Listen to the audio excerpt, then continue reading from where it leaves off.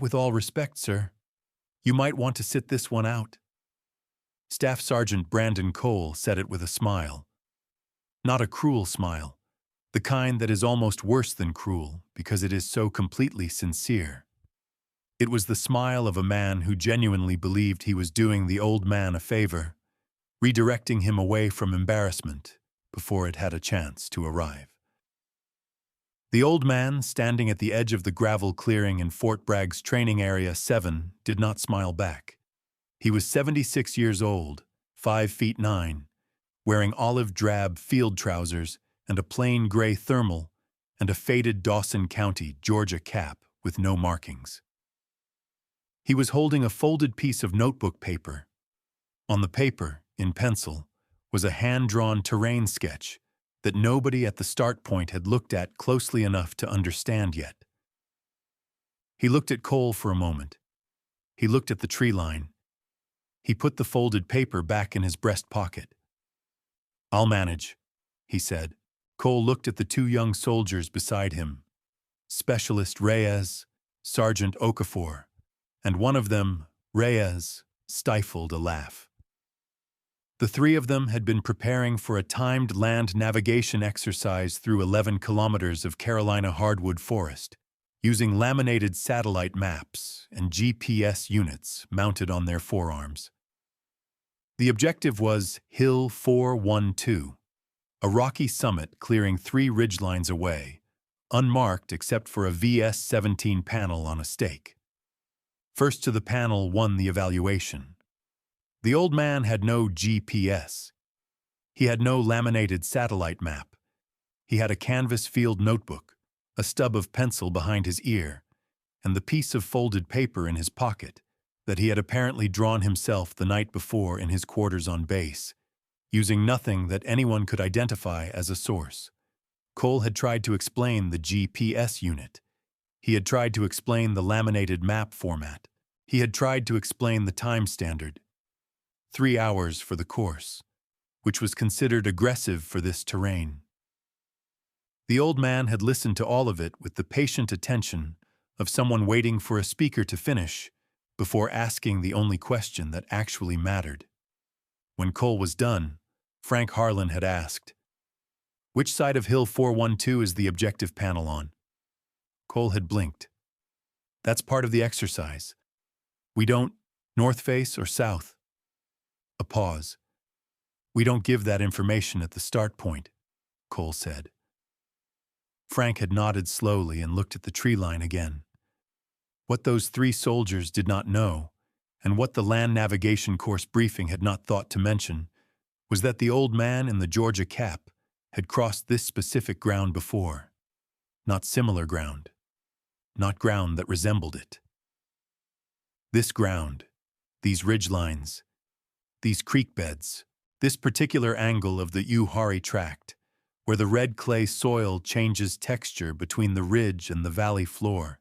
He had crossed it in June of 1968, 56 years earlier, as a 20-year-old long-range reconnaissance patrol specialist with the 1st Cavalry Division in Quang Tri Province, Vietnam, and what he had learned doing it in triple canopy jungle in the dark, without a trail, without a compass for 14 days, because his compass had been destroyed in the first week, was something that a GPS unit and a laminated satellite map could tell you nothing about.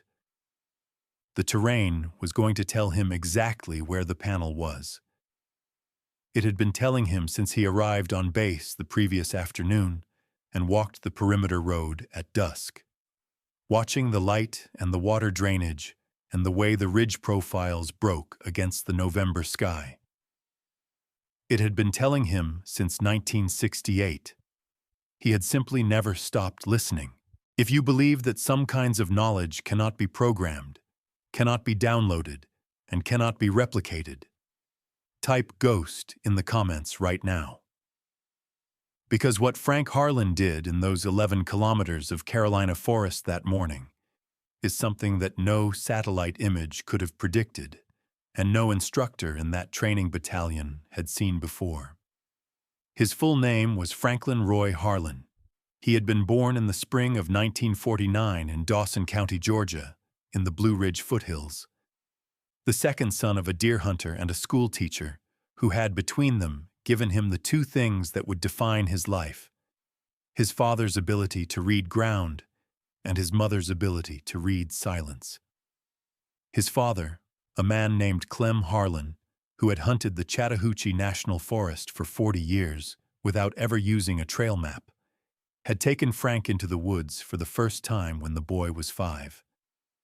Not to shoot, to watch, to sit still in a deer stand for 4 hours in October cold and simply observe the way the ground organized itself.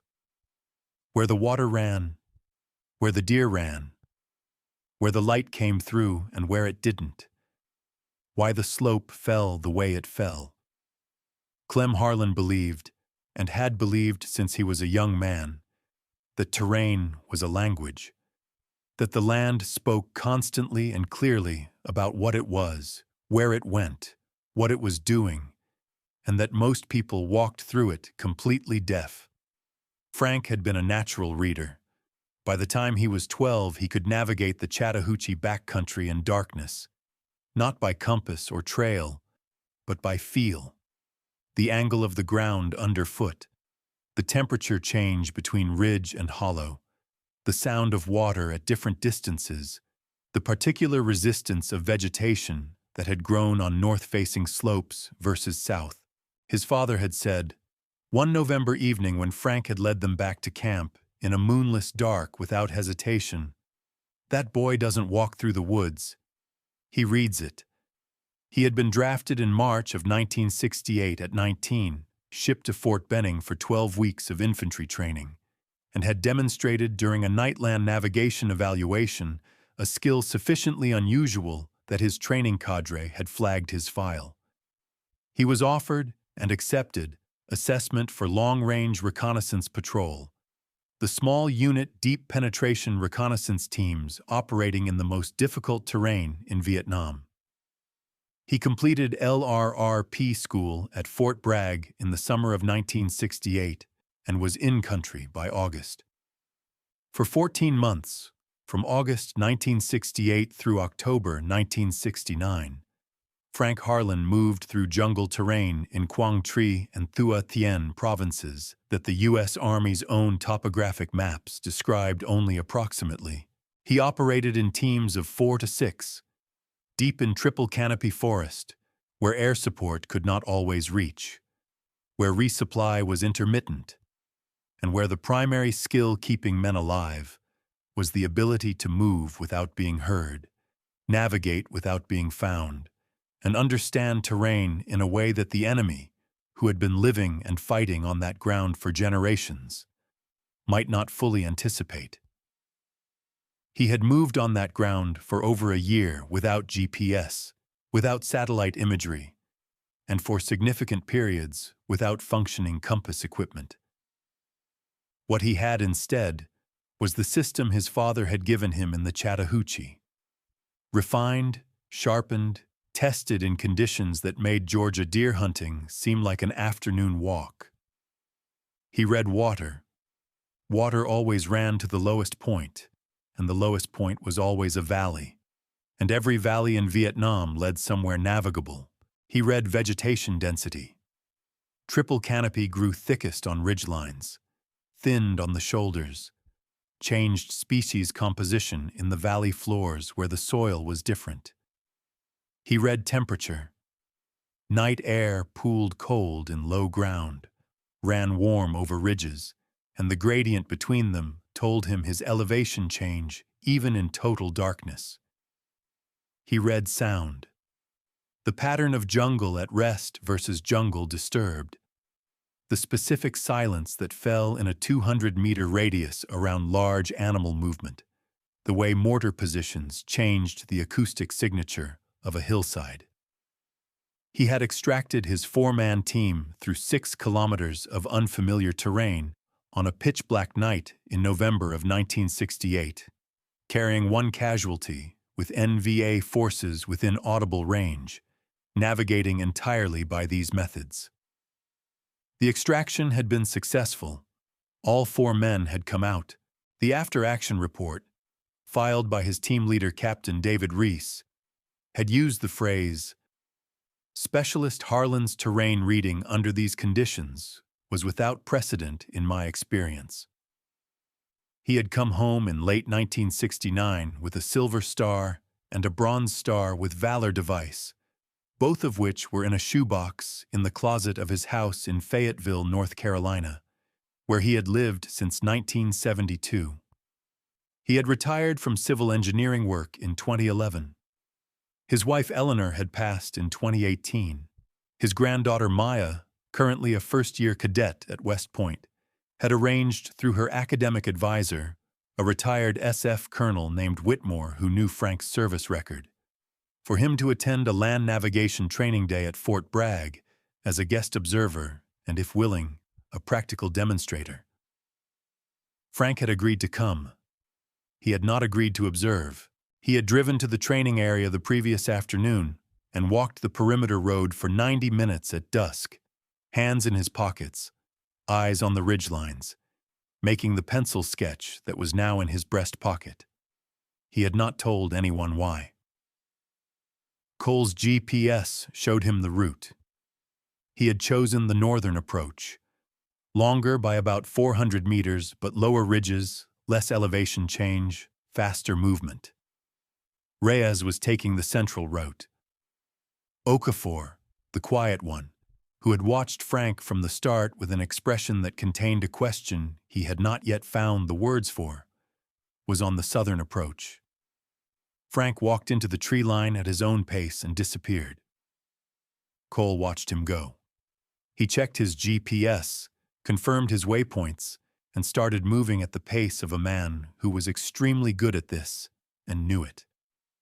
The Carolina hardwood forest in early November is not difficult terrain by the standard of what Frank Harlan had navigated. The canopy was bare enough to let light through. The undergrowth was leaf litter and low brush, not the wall-to-wall vegetation of the Mekong Delta. The ridgelines were clear and readable. The creek beds were marked by the change in soil color even when dry. He moved without consulting the sketch. He did not need to. The sketch was already in him, absorbed the evening before during the 90 minutes he had spent watching the light cross these ridgelines.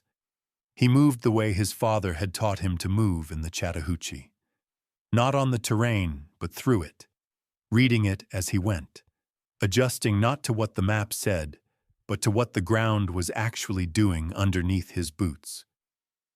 The first ridgeline he crossed in 12 minutes. Cole, on the northern route with a GPS and a laminated map and 29-year-old legs, would cross it in about 8. Frank knew this. He was not racing Cole. He was reading the ground, what the ground was telling him, and what no satellite map would show, because satellite maps do not show what satellite maps cannot see, was this. On the south-facing slope of the second ridgeline, there was a bowl, a shallow natural depression, invisible on standard topographic mapping, because its relief was less than 5 meters, where cold air pooled in the mornings and kept the soil softer and the leaf litter damper than the surrounding terrain. A bowl like that, in a military training area, would be the worst possible approach to a hilltop objective.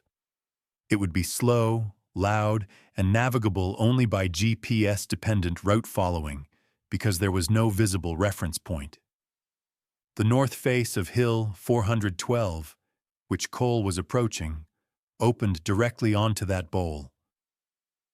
The south face dropped cleanly to a dry creek bed that ran at a 20-degree angle directly to the base of the summit. 20-degree approach grade, firm footing, clear sight lines to the objective from the last 100 meters.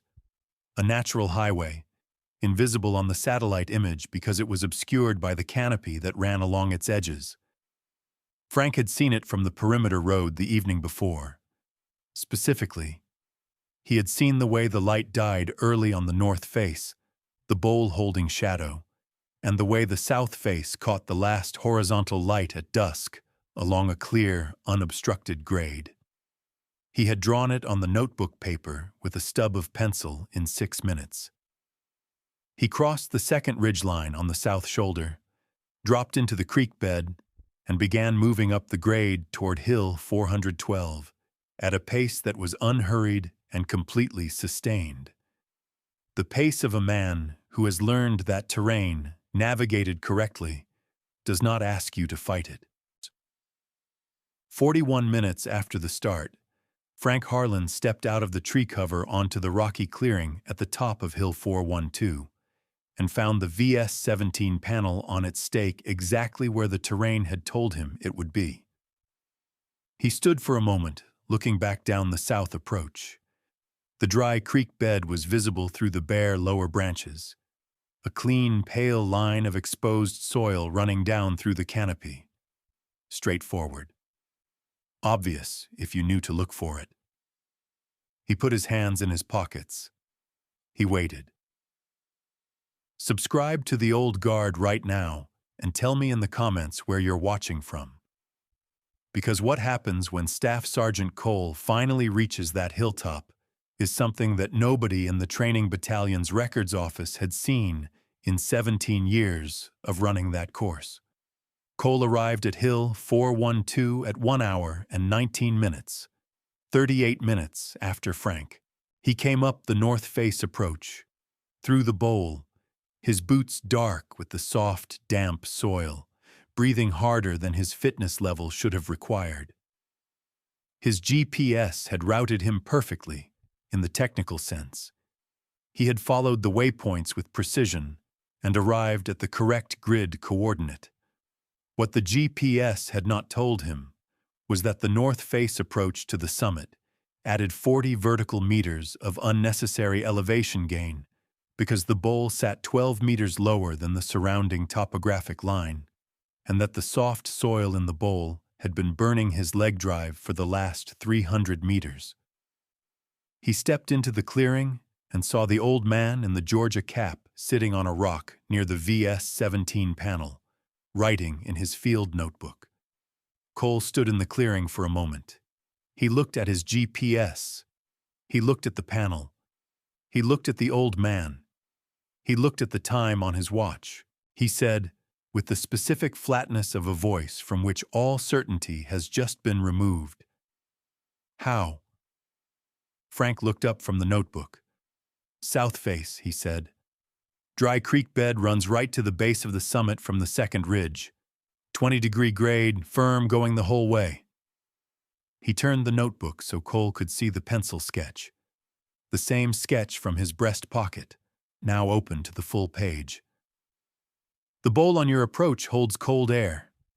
You'd have seen the shadow differential yesterday evening if you'd walked the perimeter at dusk." Cole took the notebook. He looked at the sketch. He looked at the laminated satellite map in his chest pocket, which he pulled out and held next to it. The satellite map showed the north face approach as the optimal route because it showed the topographic lines, which did not resolve the bowl because the bowl's relief fell below the map's 5-meter contour interval. The pencil sketch showed the bowl clearly, marked by a simple curved line and a notation that read, "Cold air, soft soil, slow." The south face creek bed was on neither map. It was on the sketch as a dotted line running precisely from the second ridgeline saddle to the summit base. Cole said, "How did you know about the creek bed? It's not on any map." Frank took the notebook back and closed it.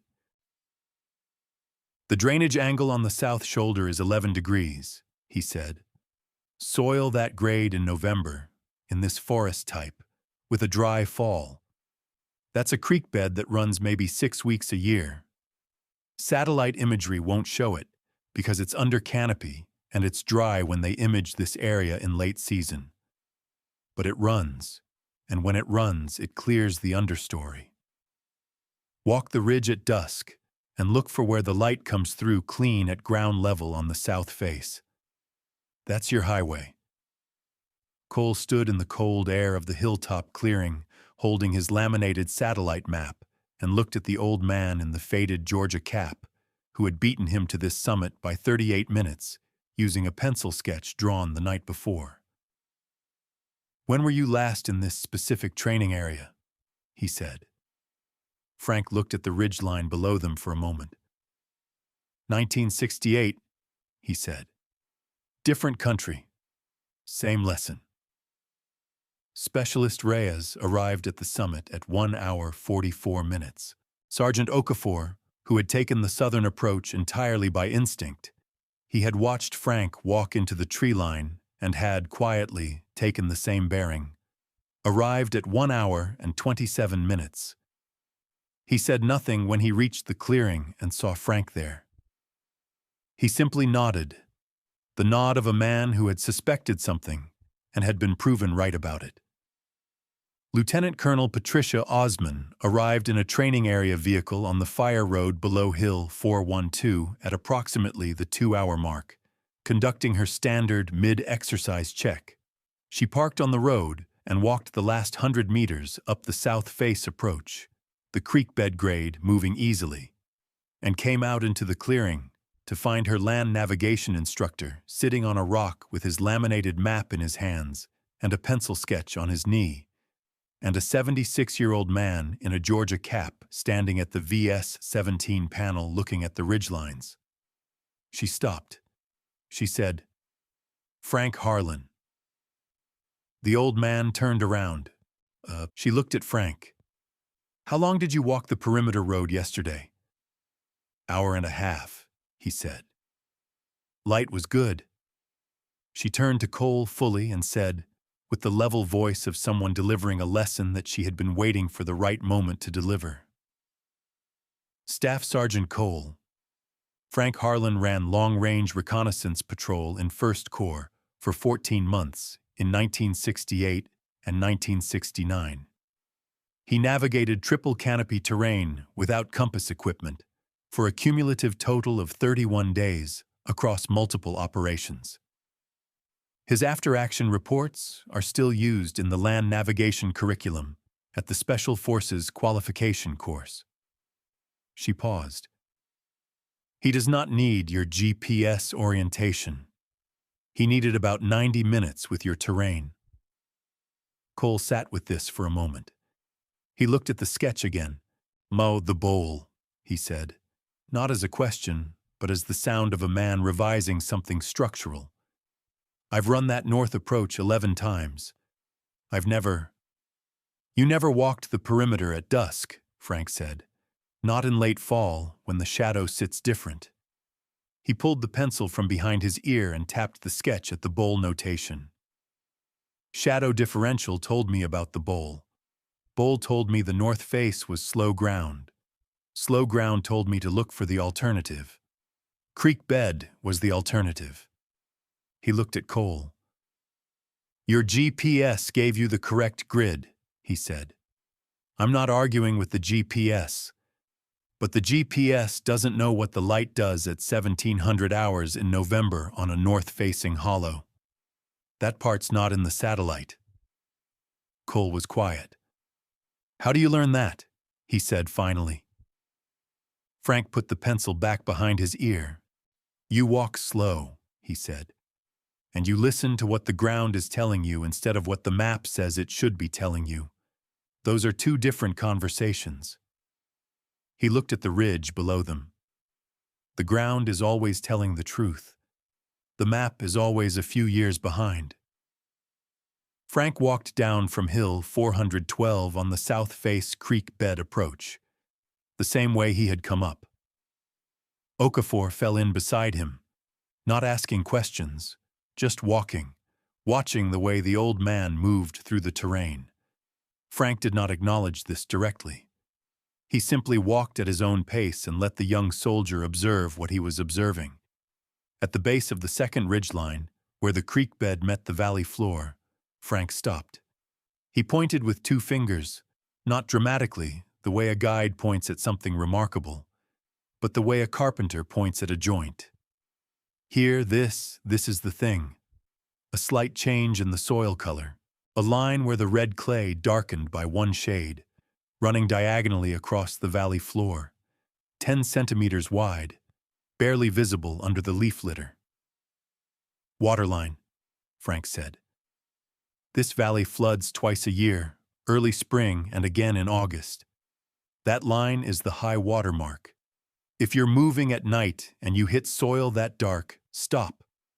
Below that line, the ground is soft and your footsteps are loud. Above it, you're on firm footing. He looked at Okafor. Nothing on any map will show you that. You find it by coming here in the right season and looking at what the water left. Okafor looked at the soil line for a long moment. How many things like that are in this training area? He said. Frank looked at the ridgelines around them. I've been here since yesterday afternoon, he said. I found 9. He started walking again. Before he left the training area, Frank stopped at the start point clearing and handed his pencil sketch to Cole. Not as a lesson, not as a gesture. Just set it on the folding table and left it there. The way a man leaves a tool for whoever needs it next. Cole picked it up. On the back of the sketch, in the same small, careful pencil notation, was a list. 9 items. Each one a terrain feature in Training Area 7. The bowl, the creek bed, the flood line, 6 others, with a note beside each. What it indicated, what it told you, and what time of year and time of day you needed to be there to see it. It was not a map. A map was a translation. This was the original. Cole folded it carefully and put it in his breast pocket. He would run that north face approach 3 more times over the following month, each time slower, each time stopping at the bowl to watch what the cold air did, to feel what the soft soil was costing him, to look for the shadow line on the south face that he had never noticed in 11 previous runs because he had never arrived at dusk in late fall and simply looked. On the 4th run, he took the creek bed. He finished 42 minutes faster. He thought about the old man in the Georgia cap every time he heard someone newer than him say that they had the terrain handled because they had the GPS. There are men like Frank Harlan in this country who learn to read ground in places and conditions that no training course has ever fully replicated. They are in their 70s and 80s now, and most of them live quietly, and most of them have not been asked in decades to share what they know, because the people who would benefit most from it are also the people most certain that they don't need it. The terrain Frank Harlan crossed in Quang Tri Province in 1968 is not in North Carolina. But the language it taught him is the same language that every piece of ground on earth speaks. The language of water and light and soil and shadow, spoken slowly and constantly and without regard for whether anyone is listening. He listened for 14 months in triple canopy jungle in the dark. He has been listening ever since. The question is not whether the ground is talking. It always is. The question is whether you will be still enough and humble enough and patient enough to hear it. Before the men who learn to listen in the hardest possible classrooms are no longer here to translate. Subscribe to the Old Guard for more stories of what was learned in places we should never forget, by men we are running out of time to remember. Hit the bell. Don't miss the next one. The map says where to go. The ground says how. And only one of them was there before you arrived.